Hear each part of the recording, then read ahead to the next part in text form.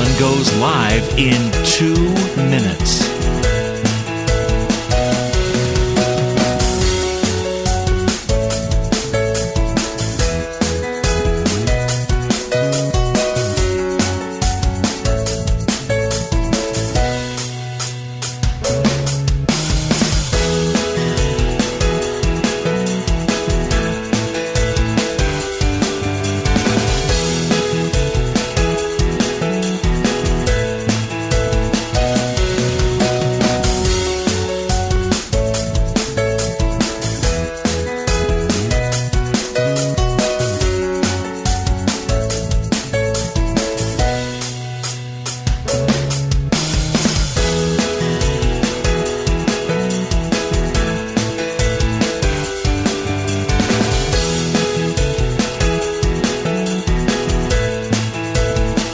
Lynn Cullen live in 1 minute.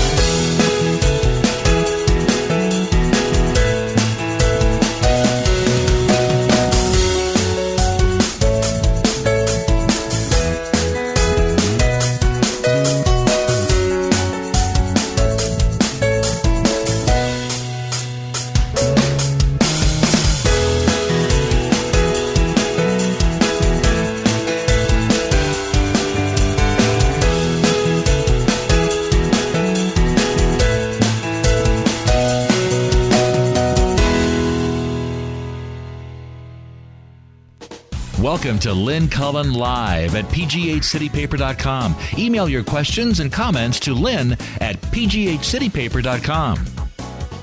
Why, hello there. I'll tell you where you wouldn't want to be today, inside my head. Oh, my God, there's too much going on in there. I don't even know which end is up. I do know it's Tuesday, and that means Susan's somewhere here. Hello, Susan. Hi. How are you?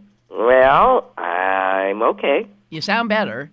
I do, Susan's... but until I start coughing. Oh, okay. Well, I hope you don't. So I'll try not to do that. Okay. Well, you sound a little nasal. My son has a head cold, and I have a feeling, you know, how you know you're living with someone you care about, and every time he hacks and coughs, I think, oh, but then right on the heels of my empathetic response is a totally selfish response, which is, oh, God, I'm going to end up getting that. I know it. I'm about to get sick. Oh, God, no. Anyway. Yeah, and I never get anything, and here I am. Here you are. Well, sorry to hear it. Oh, well. Okay, so there's so much going on. I don't even know where to start. First of all, you can't see because I know you don't watch, but I'm wearing pink. I never wear pink. Pink ain't. Why are you wearing pink? I didn't even know you owned pink. Is it a pink blouse? Yes, I have a pink blouse. I think I even know that pink blouse. You know the pink blouse. It is so old that this is the blouse I wore when my show got carried on C-SPAN during the 2004 presidential election. Yeah. So that's how old it is, and I never wear it. I never wear it. I don't know, but I'm wearing it today because it is Pink Out Day to stand with Planned Parenthood, and there's marches, there's events. A lot of Planned Parenthoods are doing free STD screenings and other stuff. Okay, well, I'll wear a pink T-shirt to the gym. Okay, good. It's a big pushback day since apparently the federal government is still in some danger from these House Republicans of shutting down over Planned Parenthood. Well, hopefully not. I mean, they're poised to pass a thing that doesn't include anything about it. Are they? Just a stopgap measure at this point. Oh, but, yeah, stopgap, which will take us, for does another month? anybody even pay attention? I mean, I vaguely remember that I've been hearing government shutdown, but they're like 3-year-olds. How many times do they get to do this before people just don't pay any attention at all? Well, it's true. But I think the end of I think they're supposed to have a new budget by the end of this month. Mm-hmm. And let's see now. It's September 29th. 30 days have September, April, June. They got today and tomorrow. And that these numbskulls would potentially close down the government again, or even result in, okay, we'll fund it for another month, while attempting to kill Planned Parenthood. And just constantly reciting the truth of these videos when everybody has been, anybody that has any expertise in the matter has said these are heavily doctored and ain't true. There's so many places they're not true. Every investigation in the 6 states where they had an investigation wasn't true. Yeah, we got investigated here. Nothing. Yeah. Nothing. Planned Parenthood is the most heavily regulated nonprofit in this country. I mean, it is harassed through so many legislative absurdities and just constant legislative harassment, all kinds of stuff. All for the sin of being the only available health care to tons and tons of women. Especially poor women. Right. So, and the thing I guess that makes me craziest is that if they were to succeed, these so-called right-to-lifers, if they were to succeed, then the number of unplanned pregnancies would skyrocket. Right. Consequently, the number of abortions, legal or otherwise, would skyrocket. If they don't like abortion, you don't go after and shut down the one organization that prevents more unwanted pregnancies than anybody else. Duh. Yeah, there's a woman suing in Missouri right now, claiming that the 3-day wait and the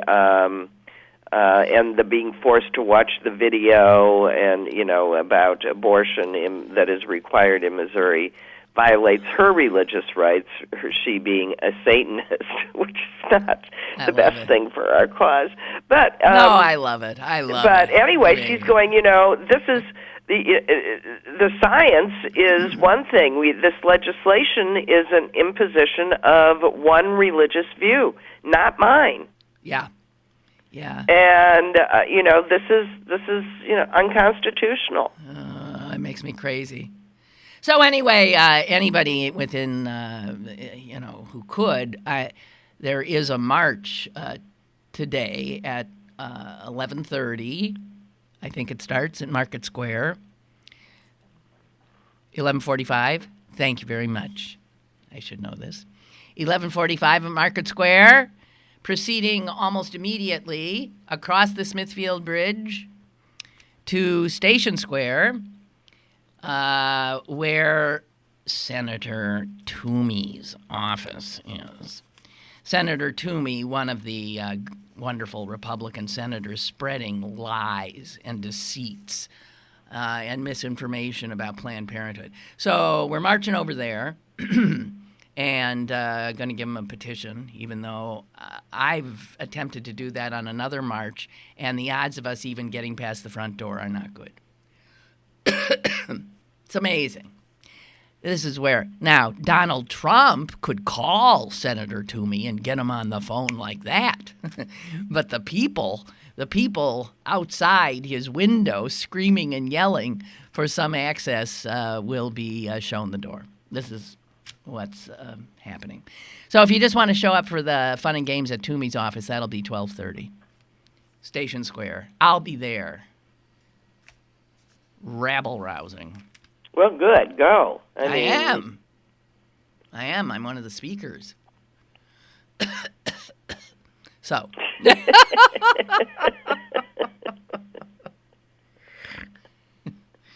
Oh, I'm snorting. Yeah, I'm snorting too. Okay. Susan, there was this terrible baseball game played here last night. And I don't expect you to know about it. But it involved your, and I know you still carry a torch for, the St. Louis Cardinals, even though you've departed, and our Pittsburgh Pirates, arguably the two best teams in baseball. And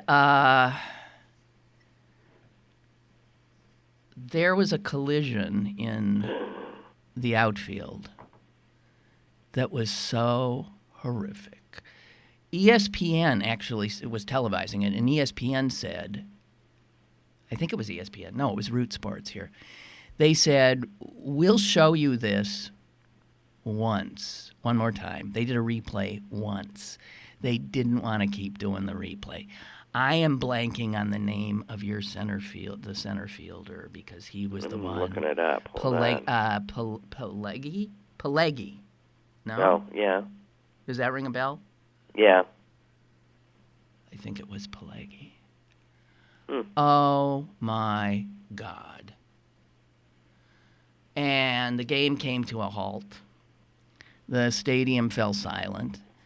And, I mean,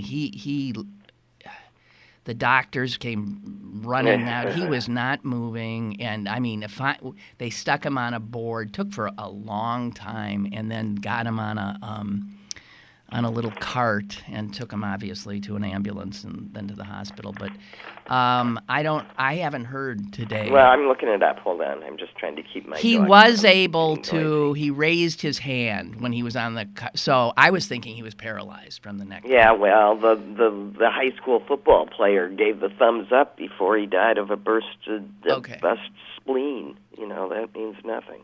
Okay. So, you know, after... And I had been really into the game because the Pirates were, like, hitting really... Well, he had scans taken of his head, neck, and face to rule out fractures, and manager Mike Matheny said the initial results were as good as we can get. None of the initial scans showed substantial damage. He spent the night for observation. Substantial damage to what? His brain? His head. His head. I think it took a hit from the other guy's knee. They tangled up. When he hit the ground, he looked like a rag doll. Yeah. So anyway, I was, as I was watching this, I was thinking, oh God, please, when you put him on, when they finally get him up, don't start cheering. You know, like they do. What's that about? Right. What? I don't understand that. What's that about? We're with you. It's a we're with you cheer. Well, but, you know, if you're with him when he's lying on the ground, how is the fact that, 8 people pick him up off the ground, then that is when you start cheering? I mean, I don't understand that cheer, that applause. I mean, I don't. I know that's what it means, that we're with you. But there's something so discordant to me. Well, I don't it's understand. like on Facebook when, excuse me for using the word like, but I mean it, I do mean it, is like on Facebook when someone goes, my mother passed away today, and everybody likes that. Oh! I mean, there should be a too bad button. Oh, God. But there isn't. That's how people respond. Oh, God. Well, anyway, I mean, I sort of understand, but I just...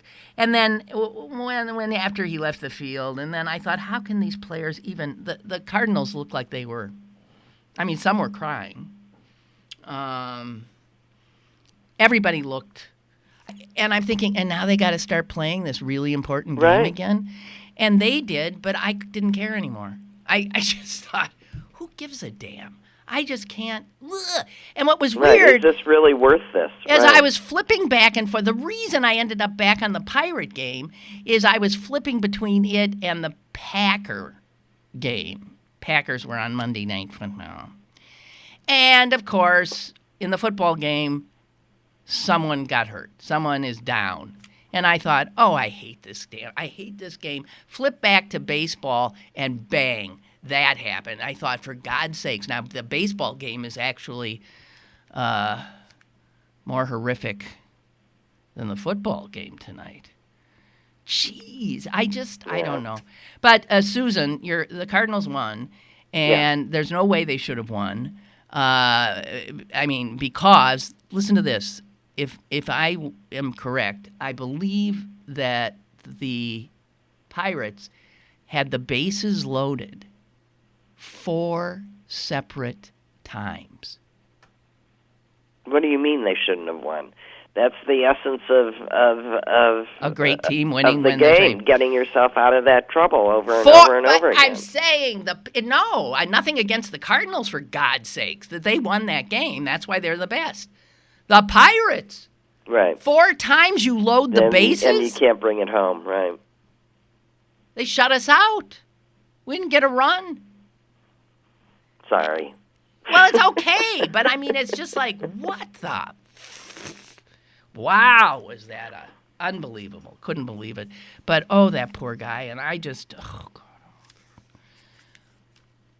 You don't think of baseball as a game like that, but the last game I went to, I watched another player get hauled off, my favorite player right now, this South Korean we have. He's gone.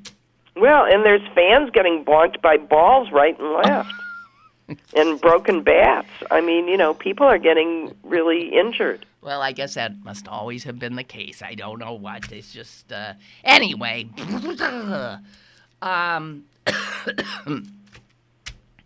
So here's what's going to happen.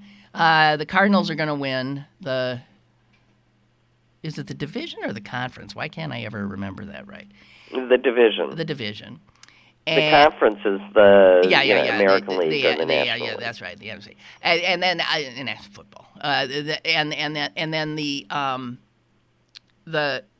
Pirates and the Cubs are gonna get to play one game as the wild card teams, and that'll probably get played here because we're pretty much ahead of the Cubs at this point. And the Cubs have this pitcher, Susan. I thought the Cubs had... no, just at home. Never mind. The Cubs have a pitcher, a guy named Arrieta. Yeah. Well, he is absolutely... I don't know. Has he ever lost a game? So what's going to happen is the Cubs are going to come here. They're going to have him on the mound, and they're going to win, and the Pirates are going to be out. That's what I'm predicting it right here. Well, we'll see. When's this game? I don't know. It'll be next week. Yeah, sometime in October, right? Well, it'll be next week. I'm quite sure. Anyway. Yeah, which is next week. Yeah. Okay, I'll stop. Well, I found the interesting thing walking my pup around the neighborhood yesterday to see how many people are walking around in Green Bay Packer shirts around me. And I finally started asking. There was a guy in his front yard, with a Packer shirt, tending to a barbecue, and I said, "So are you really a Packer fan?" And he said, "Yeah." He said, "Yeah." Is he from Wisconsin? I said, "Oh, okay, I believe you." Was he from? Yeah, but you don't expect that in Chicago. No, but Packer it just seems to be on my block. Okay. Well, you moved into the right place. I moved into the right block. There's just a bunch of Wisconsin people around here. And there's a Packer bar around the corner. there's a Packer bar. All right. Well, that's cool. Yeah. Okay. Enough sports. And they were camped out at 3 o'clock in the afternoon at that bar for seats to watch the game. Last night, Monday Night Football. Yeah. Yeah. I think it's very interesting. Anyway. Oh, God. Okay, so what? Okay, so I just predicted what's going to happen with the Pirates, the Cubs, and the Cardinals. Joe Nacero, who writes a column for the New York Times, had a prediction today. I'll read it to you. All his life, Donald Trump has had a deep need to be perceived as a winner. He always has to be perceived coming out on top. By the way, interrupting, did you happen to see his interview on 60 Minutes? No, I didn't happen to. I'm running, screaming. Okay. So this is so much like you saw his need to be a winner. Scott Pelley, who was interviewing him, pointed out that all of his desk is filled with copies of magazines on which he is the cover. Well, of course. The walls are filled with pictures of Donald Trump on magazines all over. And Pelley said something like, really. And he's never embarrassed by that. He said, well, sure. He said, do you know, I've been on the cover of more magazines than the world's top models. And he said that with total seriousness. So when I was reading this Nocero thing, I'm thinking, well, this is absolutely true. He has a need to win, to be the best all the time, the winner. He always has to be perceived as coming out on top. And then Nocero does what he thinks is going to happen as a result of that psychological quirk in Donald Trump. And that's why ultimately, he writes, I don't think Trump will ever put himself at the mercy of actual voters in a primary.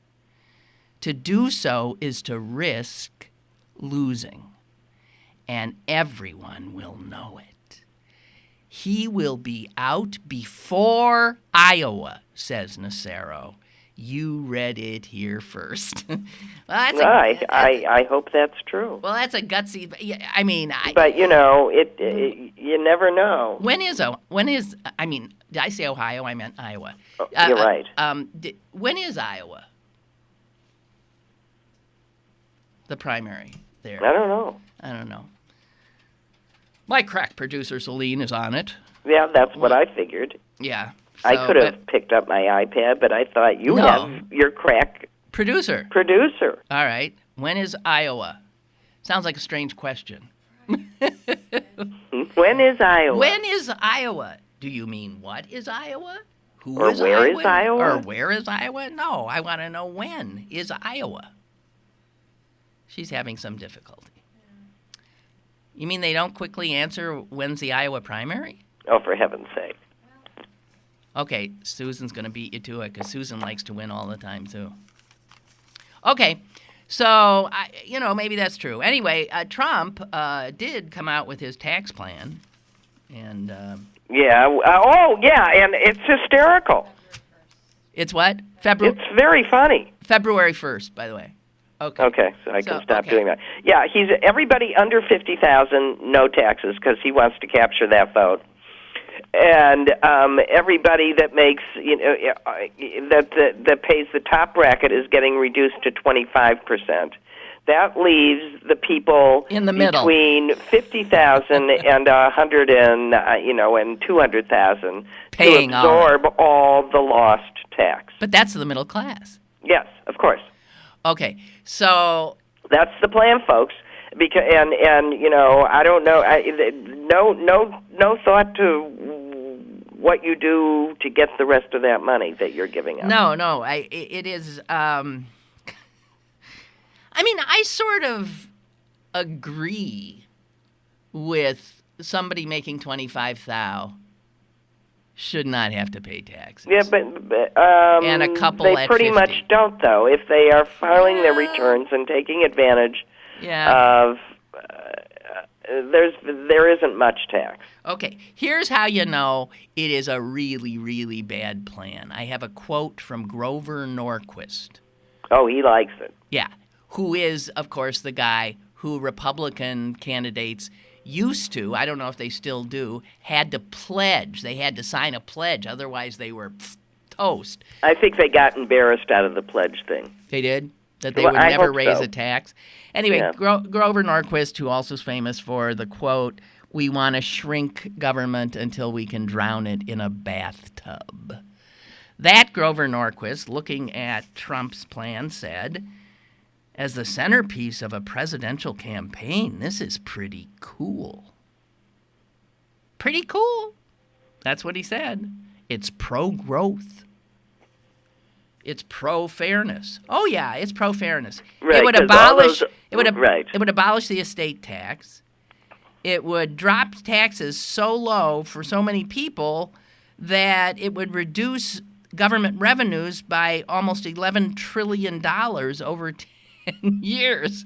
Well, so then how do you pay federal workers? How do you pay for the wars that we haven't paid for yet? Okay, there's one. How do you keep our infrastructure in the how do you pay for your current is? military? How do you do your infrastructure? How do you do anything? Jesus Christ! Sorry. And they think you solve the problem by doing away with all of those entitlements to poor people, which amount to 0.000% of everything we're talking about. Yeah. Most of the debt that we've piled on ourselves is still the wars of Mr. Bush. Yeah. So I've been noticing a lot of things saying that if this were to happen, I mean, in terms of the Republican control of the Congress and the proposals being put forward by the Republican candidates, that if any of these things were really to just happen, I keep seeing this phrase in various hasn't happened since 1928 or hasn't happened since 1929. And I'm thinking... and then what happened? Yes! I'm thinking, wait a minute, guys, woo-hoo. These Republicans have been... Want to go back to the great old days just before the Depression. Right before they took the country and the world down. How is that even... Because they didn't quite do it 10 years ago. God. Or 8 years ago. Oh. It's really incredible. Yeah. Okay, well, why am I hearing an echo? It's driving me crazy. Huh? You're not? Now I'm not. Okay. Thank you. Okay, so on the way in today, I was walking down the sidewalk here on Smithfield, and the guy whose job it is to walk around with a broom and clean up people's cigarette butts and also empty the garbage cans, he looked at me as I walked past, and he gave me this big, I think it was a toothless smile, and he said, "Hi, beautiful." And I said, with a big toothy smile, "Hi yourself." And I kept walking. And I liked the interaction. And I was thinking, there are so many people, women, who would have gotten furious with that. Would you have? No, I would have done just what you did. I would have given him a big smile and said hi. Celine would have kicked him in the teeth. Oh, he didn't have any. I say hi to everybody I pass. I say good morning, especially if it's a person that looks different than me. I work very hard at getting eye contact because they're frequently looking down and away and saying good morning or hi or nice day and just walking on. But I think it's a safety thing. For me, I do it. Well, yeah, but his use of the word beautiful, like that's considered like... Oh, hi, beautiful. Oh, at our age, thank you. Yeah, exactly. But even if I were 30 years younger and he'd said it, I would have smiled. Who doesn't like being called beautiful? He meant nothing. It was not... He's emptying a garbage can and I am walking to work. Nothing...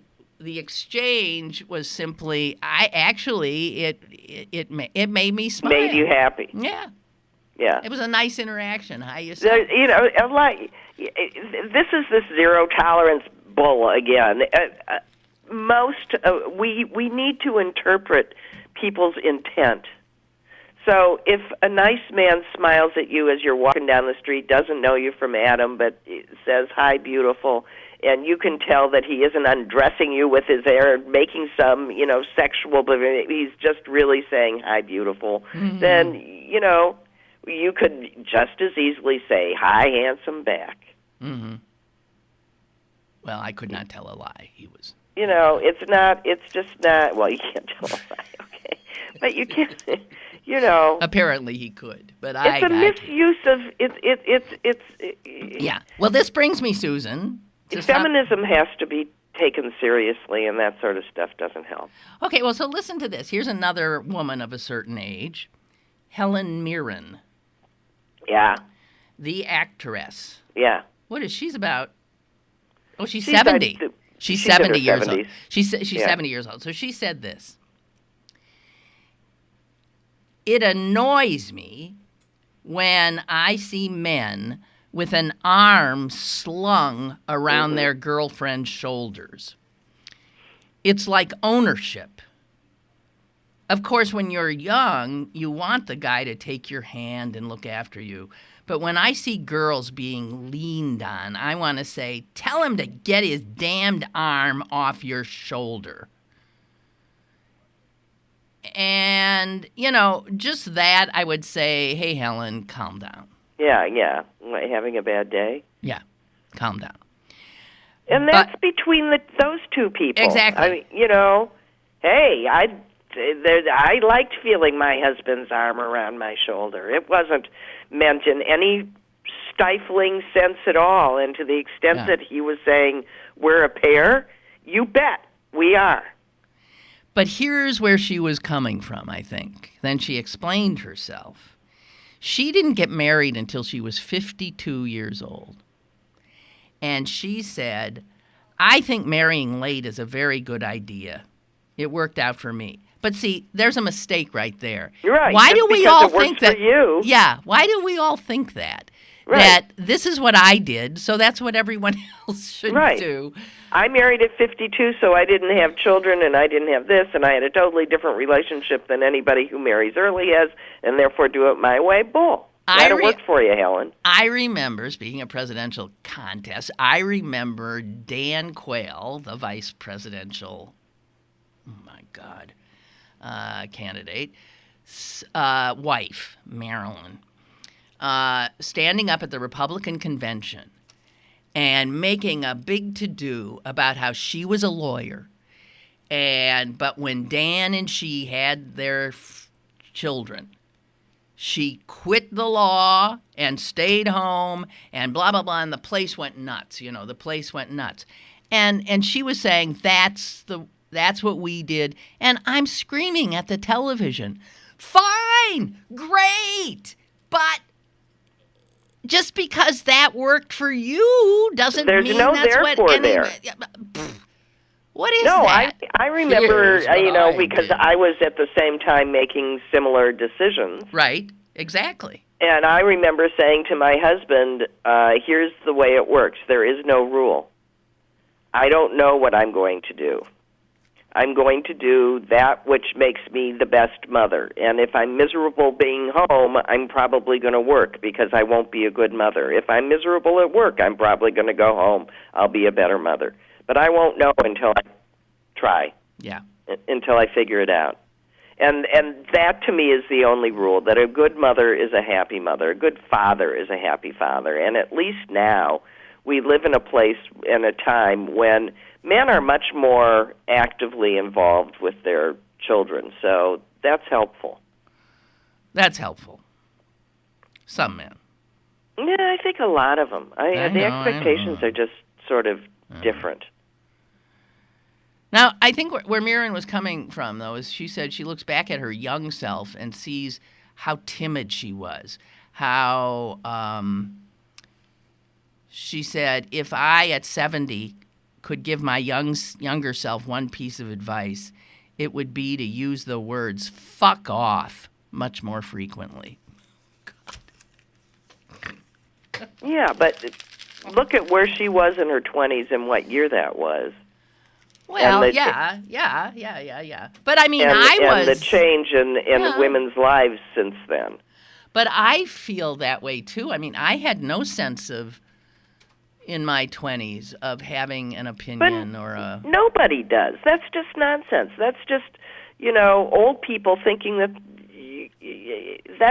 you are who you are at the age of 70 or 75 because of what you went through to get there. So this great knowledge that she has is partly based on not being able to do those things and learning from it and growing into it.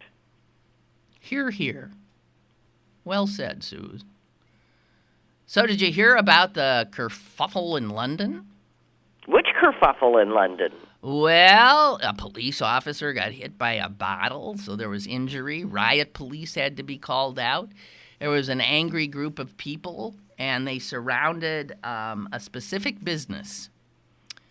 And they surrounded a specific what? You cut in and out. Business. Okay. The employees were barricaded inside along with 15 customers at the time. Terrified customers, even some children among them.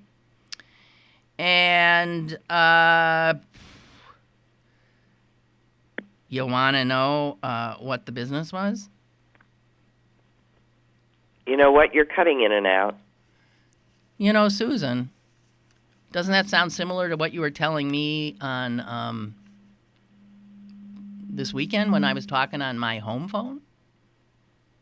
Yeah, but it's different. Okay, go ahead. You aren't anymore. Why is it different? So now I'm thinking it's your phone. I don't think so. Well, we got a little. Anybody else. There was a little test there. Okay, so this riot, near riot, was outside a cereal shop. Yes. This is a restaurant that only serves cereal. Yes. It's called the Serial Killer Cafe. Why would a innocuous little absurd niche business create some? Here's why. Because, well, of the prices. It sells over 120 types of cereal, 30 varieties of milk, and 20 toppings. Banana Nut Cheerios go for $6.70. Madagascar Madagascar S'mores Jungle Party. Yeah, so they're really pricey. While British cereals such as Toffee Crisp go from $3.80 to $5.30. So it's the prices that made these people nuts, because this is in a neighborhood where regular people used to live, and it's been gentrified. And one of the protesters said, I can no longer afford to live or eat in what was my neighborhood. And they picked on the cereal place, just because, I mean, it's sort of an absurdity, the cereal place, where now rich people and their children go in and get a bowl of cereal for $7. Then they could have bought the whole box for... Yeah, 2 boxes. So, you know, there's actually a restaurant near me. It's very strange. It's a fish market, and it's also a restaurant. But at the back, it's clearly a cereal bar. And they have every cereal you can imagine, all up there like in a library. why would a fish market have cereal? I don't know. I haven't gotten that far. That is bizarre. Yeah. Okay, well, here's something. You may have read this in the New York Times on Sunday, maybe? The thing about how Googling and texting is actually starting to impact the ability to have a face-to-face conversation. Well, of course. Well, of course. Well, okay, but let's think then about what that means. Because studies now are being done. And if you think all this technology is not altering not only humanity, but well, it's altering our brains. Yeah, it's but you know what? Altering our brains. You know what? It's altering how we perceive events. You know, with the Pope here, this drove me crazy. So the Pope is there, and as he's looking at the throngs around him, all he's looking at are people holding up phones. People like this. It's like a bunch of people giving the Nazi salute with a phone at the end of their hand. That's all he sees. Every interaction, there's a phone, a picture. And so people, are not experiencing the moment when they do that. They're desperately trying to record it so they can then remember it when they never really allowed themselves to Be there in the in the first place. That, I hate the fact that everywhere now, that's all you see. That's all you see. And if you don't see that, then of course you see the head down. I do it too. And how does that not impact who we are and who we become? So let me give you some 2015 study.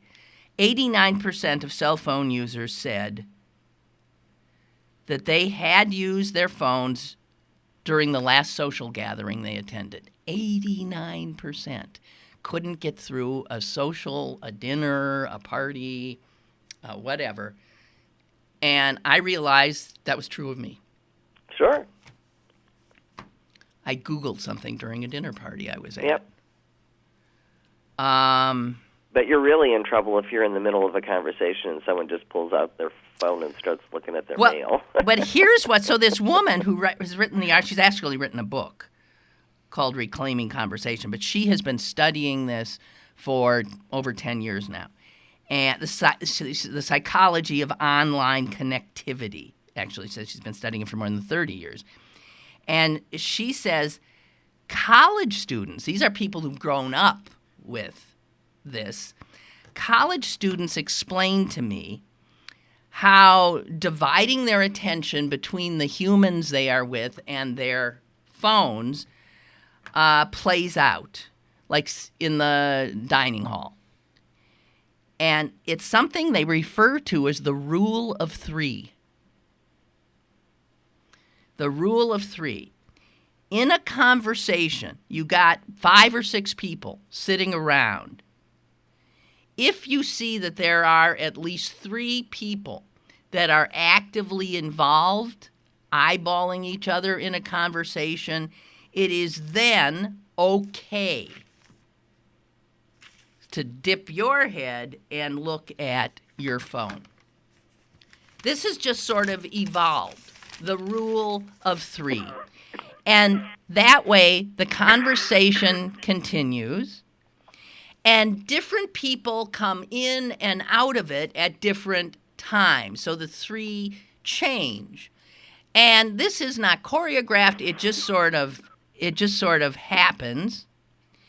And the effect is the conversation is always kept rather light so that you can dip in and dip out of it. And she says if you talk to young people, they say things like, you know, you can put your attention wherever you want it to be. You can always be heard. You never have to be bored. Oh, poor Susan. When you sense that a lull in the conversation is coming, you can shift your attention from the people in the world and go to the world on your phone. Okay, we got a call. Hello? Hello? Hey, Lynn, it's Mike from BC. Hi, Mike. The reason people want pictures of the event isn't to disassociate from others around them. It's to put them on Facebook. It's narcissistic behavior to say, see, I'm here at the Pope, so I matter. Yeah. And so it's something that they then, put on Facebook or Instagram or something like that, and woo-hoo, look at me. Right. I have value because I'm here at the Pope. Or screw all of you losers, guess who I'm with? Well, do you really is it all that nasty, or is it, I think that's probably the motivation for a lot of people, but some people really don't think that if they don't have visual proof, do you think it's always nastiness like that, or? No, I don't think I'm not sure they intend for it to be that way, but that's what it is. See, I have something and you all don't. Yeah. It's the consumer economy. I have something, see, and I can prove it to you. Why else would we all spend $300 on an iPhone when you can get one at Cricket for $50? I don't know. I have something. I have value, see? and I can prove it. I don't know. We're screwed. But I mean, I think what's most upsetting to me is that these things that we're attached to now, that are literally attached, there are people who feel naked if they don't have their phone with them, who almost feel frightened, who feel disengaged if they don't have their damn phone. And that's not something that any human being felt 20 years ago. It's a huge change in the way human beings live their lives. And it's going to impact the way we talk to each other, because we're not talking to each other as much. Mike? Yes, I'm here. That rule of three thing was interesting, too. Yeah. It's okay to have inappropriate behavior at the dinner table if 3 other people are doing it. Well, it's like you spell each other. Okay, as long as the conversation has enough people to keep it going, I can dip in and out, and then they'll dip in and out, and then I'll come back up. But the minute you're bored by the reality in front of you, bang, you're down and onto your phone. But isn't that narcissistic? Isn't that saying, I'm more important than the unit, Yes. and if I'm bored, I'm out? Yeah. It's narcissism. Well, one of the things she goes into is there are clear indications from all kinds of studies done that people who've grown up with this and this is their life, they are not as empathetic as earlier generations at their age. And the reason being that they have had less interaction with other people. They find they can't read visual clues as easily. It's interesting. If you think this isn't going to change us, and I think generally speaking, not for the better, people worry that nobody really is going to learn much of anything anymore because they don't have to. We all have a repository right here in our hand. I think a lot of it is, too, who we were taught as a kid. Puppies who weren't raised with their litter don't know how to play as adults. Mm-hmm. And I think it's kids, too. If you are an only child, no offense to Sam, but if you're an only child, your interaction is less with other kids. You're not forced to be in that confined environment than if you come from a house of 6. Mm-hmm. Yeah, I understand. That's true. Okay, well, thank you. I want to see if my sister's done... Dying? Yeah. You there, Suze? Do you want to... Barely. Okay. Do you want to Okay, have a stay? good day. Okay, bye, Mike. Do you want to stay or you want to... I don't know if I could talk. Okay. Well, go ahead. Go. Okay. All right. Feel better. Bye. Well, she warned us. She said if she started coughing... So listen to this. In 2010, a team at the University of Michigan put together the findings of 72 studies that were conducted over a 30-year period. And they put all their information together, they found a 40% decline in empathy among college students, with most of the decline taking place since the year 2000. Well,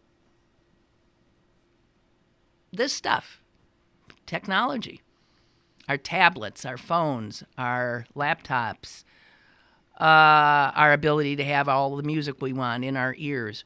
We do not need to interact with the world anymore. We're all creating our own. But listen to what the author says, because I think I think it's eloquent. So across generations, technology is implicated in this assault on empathy. We've gotten used to being connected all the time, but we have found ways around conversation, at least from conversation that is open-ended and spontaneous, in which we play with ideas and allow ourselves to be fully present and vulnerable. But, and here's what she wants to get across, but it is exactly in that type of conversation, open-ended, spontaneous, ideas flowing back and forth, where we learn to make eye contact, we learn how to become aware of another person's posture and tone, to comfort one another and respectfully challenge one another. That is how empathy and intimacy flourish. In conversations like that, we learn who we are. She says, we, humanity, frankly, faces a significant choice. It is not about giving up our phones, but about using them with greater intention. I don't think that's going to happen. I don't think it's going to happen, personally.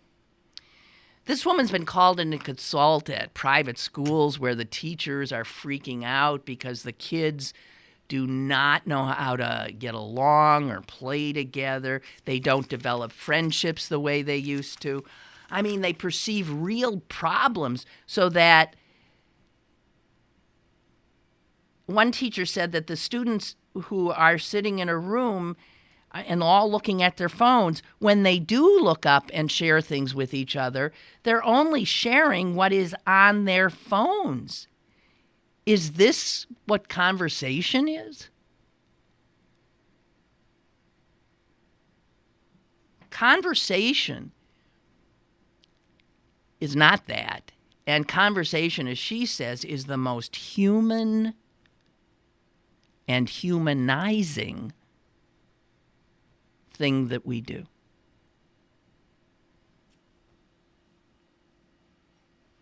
And we're starting to turn away from it. I'm guilty.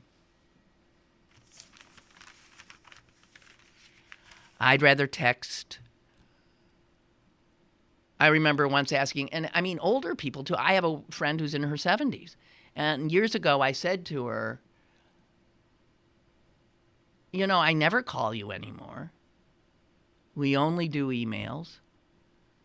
And I said, do you like that? And she said, yes. She said, I don't like when somebody calls me. It might not be a good time. I don't feel like being interrupted. And frankly, I guess I feel the same way. Now that we know there are these alternatives, why should I be interrupted by somebody who wants to talk to me right now? I'll deal with you when I choose to. If you think that's not going to change us, you're incorrect. Rob writes, I saw video of the Taliban takeover of a town in northern Afghanistan. The Taliban soldiers all had cell phones and were either taking pictures or talking on their phones. I have noticed, I saw one of these refugees coming off a boat, wading into the water, looking ahead to his future as he's trying to step onto Greek soil. No, he was like this, getting off the boat, heading into his future, and his face was in a cell phone.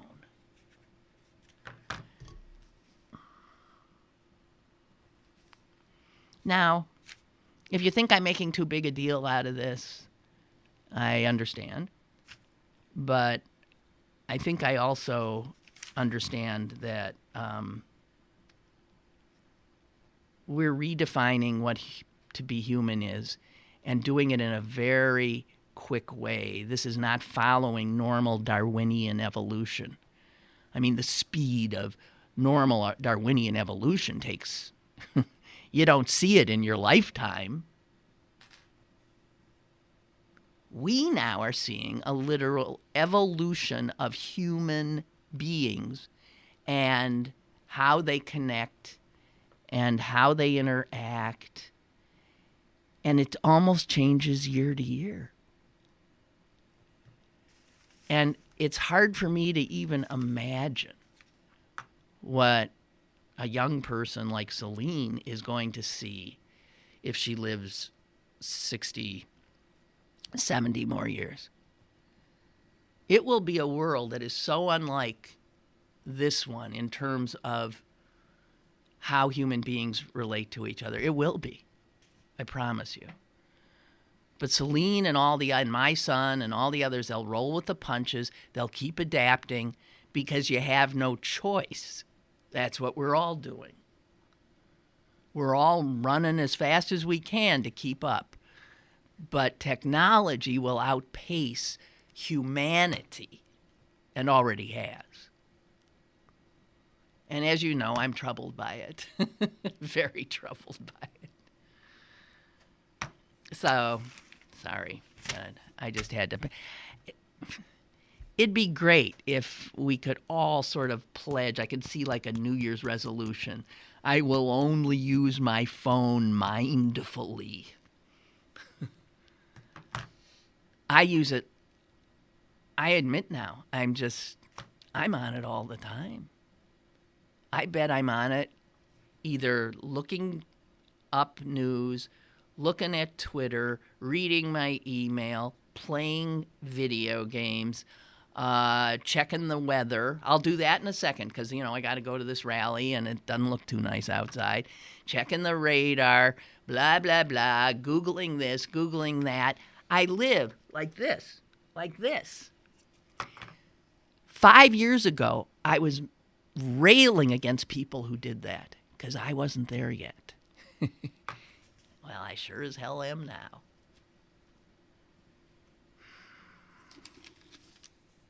It's too bad. Okay, do I have anything good? Eh?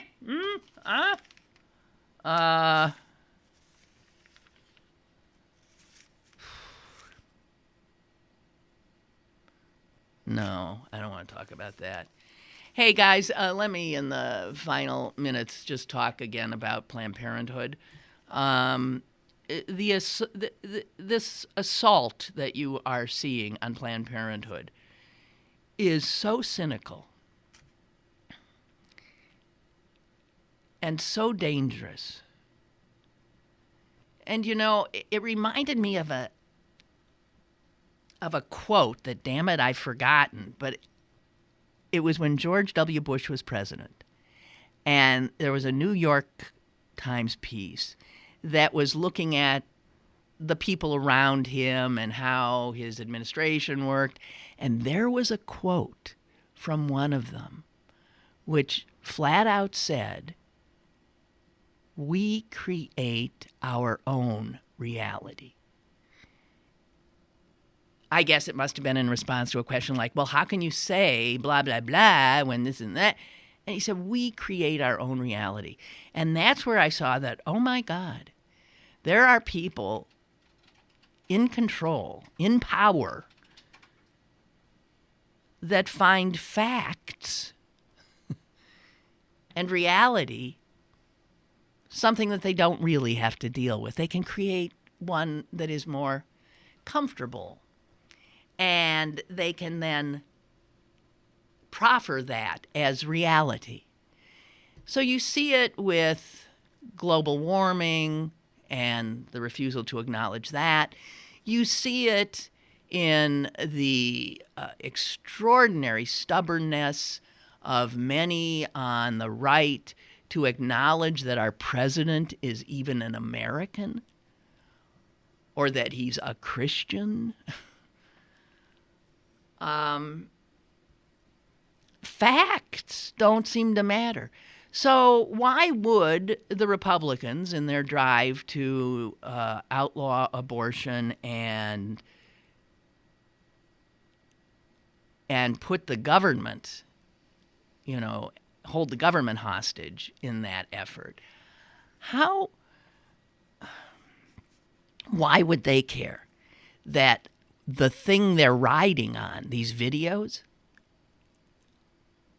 are edited and doctored and full of stock footage, which has nothing to do with Planned Parenthood.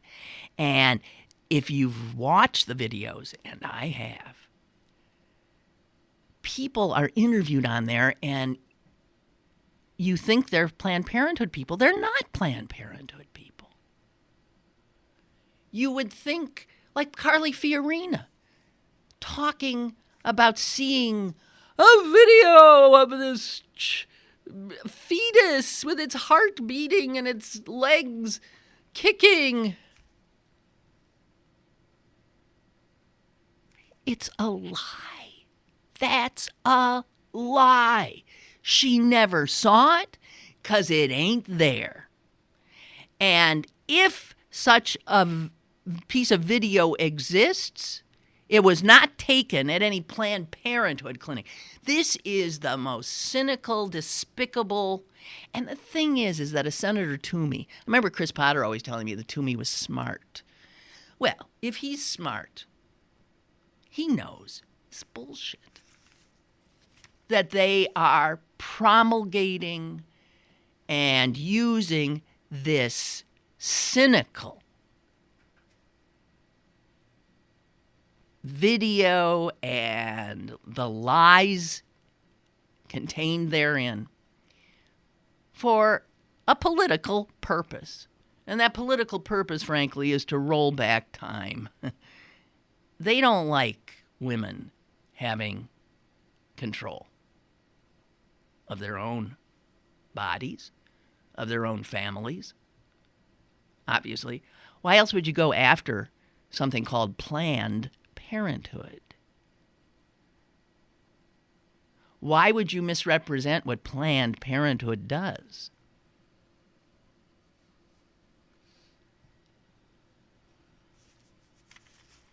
I find these people absolutely despicable. Despicable. And God forbid that they prevail, because there will be more unwanted pregnancies. Many, many, many, many, many, many more. And consequently, more abortions. Grandstanding and holding the whole nation hostage. Stand with Planned Parenthood at this time. Stand with them. Send them $10. It's a nonprofit. They need the money to do their work, which is taking care of women's health. I can assure you the Republicans in Congress don't give a crap about women's health. They care about controlling women's actions. All right, enough. I've depressed myself. Okay, geez, maybe the baseball game will get rained out tonight and I won't have to sit through anything so appalling. Okay, goodbye, goodbye, goodbye, goodbye, goodbye. See you tomorrow.